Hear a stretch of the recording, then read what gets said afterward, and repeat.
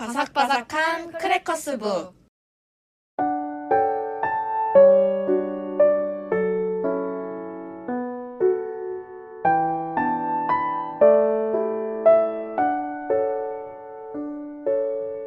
안녕하세요. 안녕하세요. 저희가 벌써 이제 또 135화로 돌아오게 됐네요. 네. 오늘의 주제, 그지마 작가님 소개해 주실까요? 네, 오늘은 새로운 취미를 갖고 싶다면 이랍니다. 맞습니다. 네, 저희가 아무래도 좋아하는 게 좀 뚜렷하다 보니까 새로운 취미가 좀 이렇게 침투할 여력이 없나? 뭐 그런 생각이 들기도 하는데, 네. 지은 작가님은 혹시 새로 생긴 취미 있으신가요?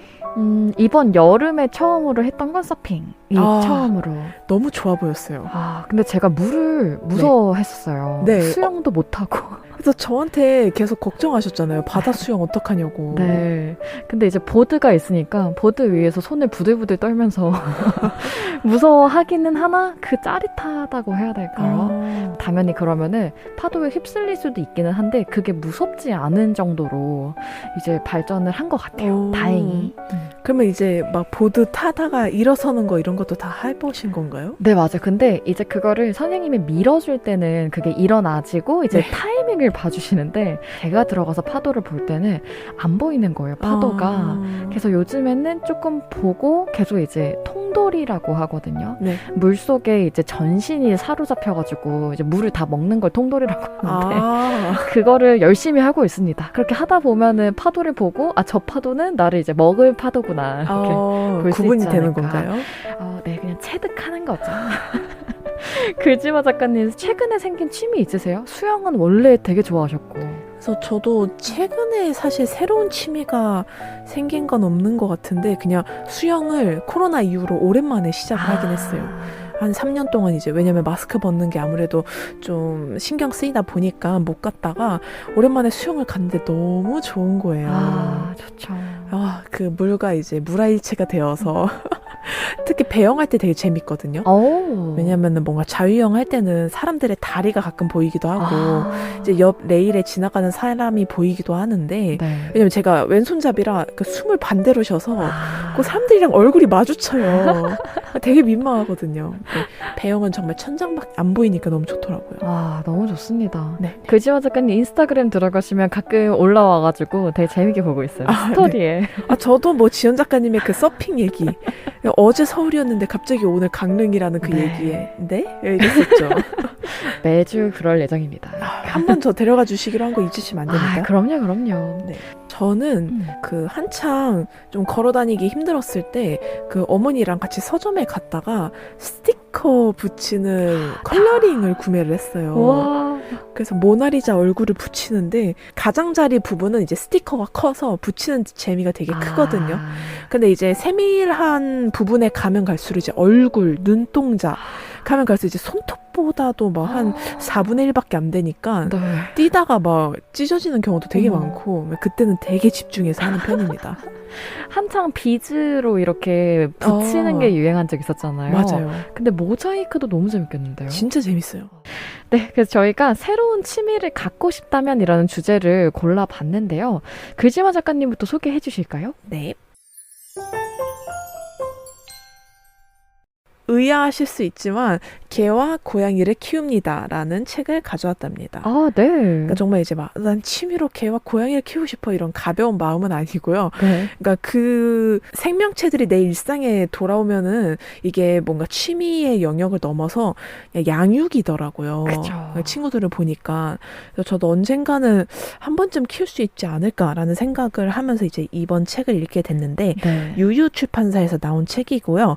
카렐 차페크라는 이제 작가가 지은 건데 사실 이름은 생소하실 수 있는데 이분과 꽤 체코 문학을 대표하는 작가로 뽑히는 작가님들이 이제 프란츠 카프카와 밀란 쿤데라가 있더라고요.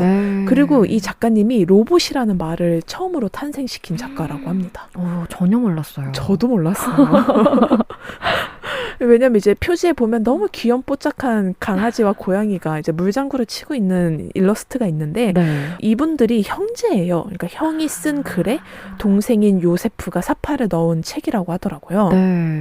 근데 발행 연도가 아무래도 옛날이다 보니까 이제 파시즘에 저항하는 시대에 살았던 사람이다 보니까 되게 옛날인데, 그래서 옴기니의 말에 보면은 아무래도 시대적 한계가 드러나는 부분이 있다라고 말을 하는 게 있어요. 뭐 요즘에는 이제 반려동물이라고 하는 그 단어와 달리 그 당시에는 이제 동물을 애완동물 취급하던 그런 이야기나, 혹은 이제 어미가 번식하는 거를 이제 방치하고 그 이후에 새끼를 처리할 때 그냥 뭐 물에 빠뜨린다던가 뭐 이런 식으로 좀 개체수를 줄이는 방식 같은 게 아무래도 좀 옛날 시대의 책의 한계가 드러난다, 이런 얘기가 있는데요. 이분이 사람들이 강아지나 고양이를 기르는 이유가 무엇일까 라면서 이제 글을 시작해요. 그래서 첫 번째는 뭐 강아지와 시간을 보내고 싶어서, 뭐 이런 이유가 몇 가지인데, 이분은 자신의 에너지가 조금 남아 돌아서 이제 강아지와 함께 시간을 보내보고 싶었다. 민다라는 에어데일 테리어를 데려와요. 그래서 제가 검색해봤는데 털이 복슬복슬한 너무 귀여운 강아지더라고요. 네네. 그래서 그 강아지를 처음 키울 때 어떤 감정이 들었는지, 그래서 막 그런 서술이 나오는데 너무 귀엽더라고요. 저는 민다를 한 번도 본 적 없지만 너무 귀여웠고, 근데 그 시대의 유행이었는지 모르겠는데 이제 강아지가 1년에 한 2번 정도 번식을 할 수 있다고 해요. 그러면 이제 첫 번째 뭐 한 4-5명의 아이가 태어나면 A로 시작하는 이름을 짓는 거죠. 예를 들어서 애플, 아카 이렇게 짓고, 그 다음에 태어난 그 다음 강아지들은 B로 시작하는 이름을 짓는 거죠.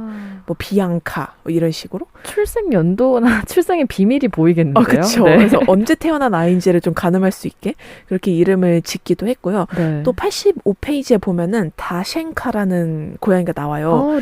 다로 시작하니까 이제 아시겠죠. 이제 4번째로 태어난 이제 D로 시작하는 강아지인데 정말 새끼일 때를 묘사를 하거든요, 작가가. 그래서 너무 그 꼬물꼬물 거리는 생명체가 과연 뭔가 동물인지를 알 수 없지만 그냥 뾰록하고 튀어나온 귀와 꼬리 때문에 강아지인 걸 알 수 있다. 약간 이런 서술이 너무 귀여운 거예요. 그러네요. 약간 츤데레 아저씨가 얘기하는 느낌 같기도 하고.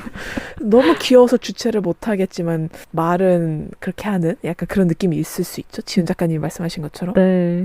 그래서 그런 모습도 너무 귀엽고요. 또 116페이지에 보면 강아지와 사진 찍는 방법이 나오거든요.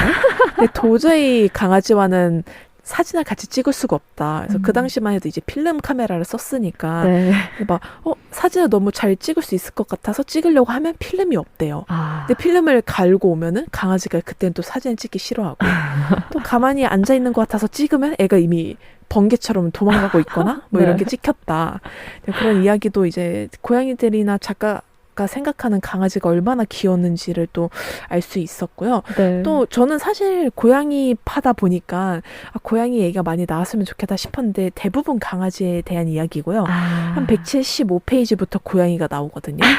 좀 아쉬우셨겠는데요, 작가님? 네. 조금 아쉽긴 했는데 그래도 뭔가 강아지가 아무래도 활동적이고 산책도 많이 다니니까 더 에피소드가 많지 않았나 그런 생각도 하고, 또 고양이를 바라보는 사람들의 시선이 지금이나 옛날이나 다를 게 없다는 거가 되게 저는 인상적이었거든요.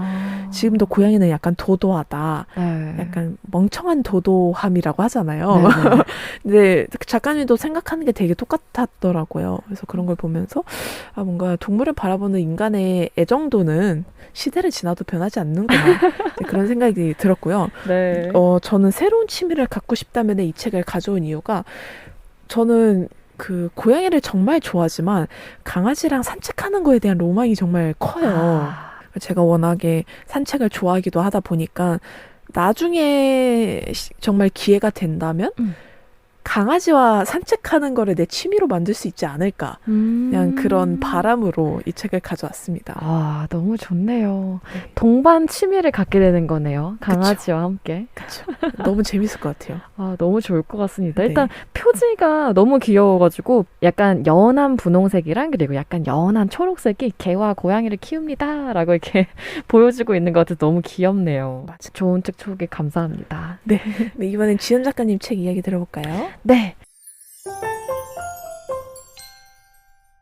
저는 육체를 바탕으로 체험하는 취미가 아닌 정신적으로 진행되거나 수집하는 등의 취미를 조금 꼽자면 음식과 관련된 책을 모으는 거 되게 좋아하거든요. 네.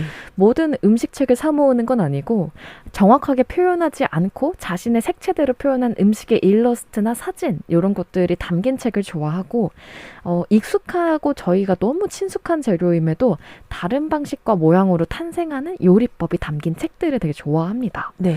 그래서 먹지 않아도 사실 책장에 책을 꽂아두는 것만으로도 마음이 좀 배불러지는 느낌을 굉장히 좋아하는데 이번 주제에 맞춰서 저는 슈퍼마켓 편집부에서 지은 슈퍼마켓 벌 1 대만 타이중이라는 책을 갖고 왔습니다. 네.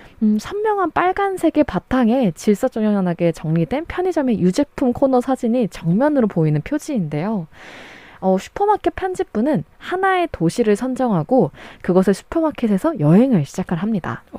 골목의 작은 가게부터 커다란 빌딩 전체를 가득 메운 대형마트까지 슈퍼마켓의 형태는 다양하다. 하지만 슈퍼마켓에는 항상 우리 삶에 필요한 모든 것이 담겨 있고 한 도시의 사람, 환경, 문화까지 모두 녹아 있다. 이 도시 사람들은 왜 밥 대신 국수를 즐겨 먹는지, 차를 많이 마시는 나라에서는 왜 치약이 유명한지, 유명하다고들 하는 물건을 정말 현지 사람들도 자주 사용하는지, 나만 알고 싶은 현지 아이템은 무엇인지 이 모든 질문의 답을 슈퍼마켓에서 찾아봐라. 라고 소개를 하고 있습니다. 근데 네. 슈퍼마켓이 주는 뭔가 이미지가 되게 많다는 거를 지연 작가님의 방금 소개로 좀 생각해 볼 수 있었던 것 같아요. 그죠. 저희는 일반적으로 글지마 작가님과 저는 해외를 가면 약간 시장을 돌아다니는 편이었잖아요, 오히려. 네. 근데 슈퍼마켓도 당연히 또 시장과 또 다른 느낌으로 또 볼 수 있겠구나. 공산품도 볼 수 있겠구나. 네. 이런 것들도 생각이 들었습니다. 그렇네요.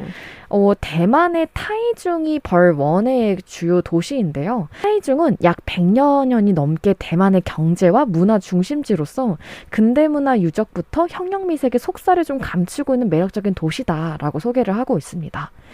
대만을 대표하는 디저트 떠오르시는 거 있으세요, 작가님?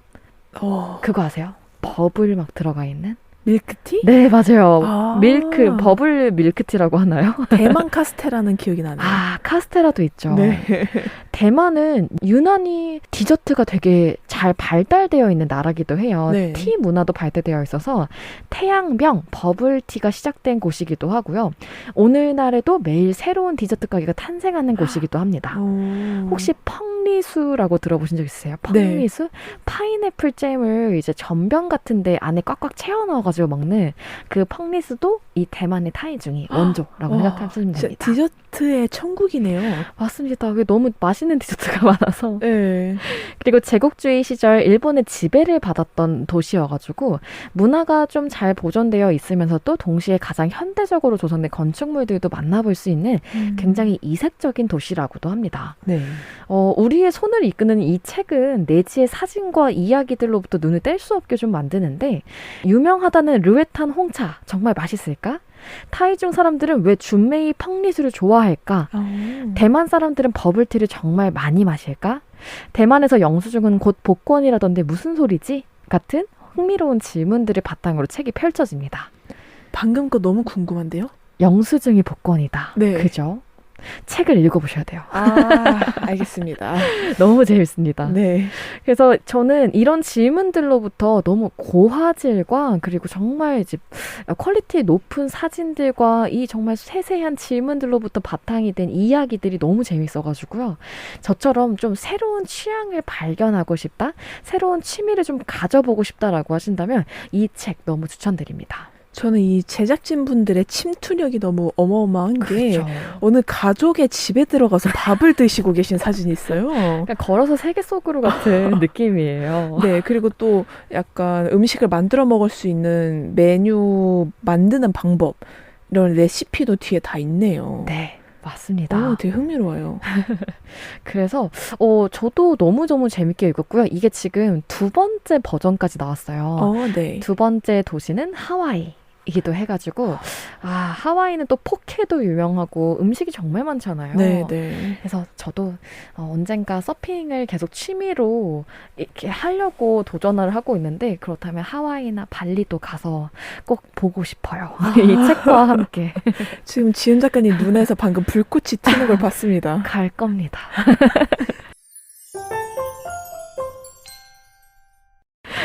네. 그래서 이렇게 저희가 좀 새로운 취미로 가져볼 만한 이제 취미와 책을 추천을 해드렸는데 다들 어떻게 들으셨는지 모르겠네요. 네. 그래서 우리 청취자분들도 새로 생긴 취미 같은 거 있으시면 정말 소소한 거라도 좋으니까 한 번씩 알려주시면 재밌을 것 같습니다. 네. 그러면 저희는 이제 다음 주에는 새로운 게스트님과 함께 찾아뵙도록 하겠습니다. 네. 감사합니다. 감사합니다.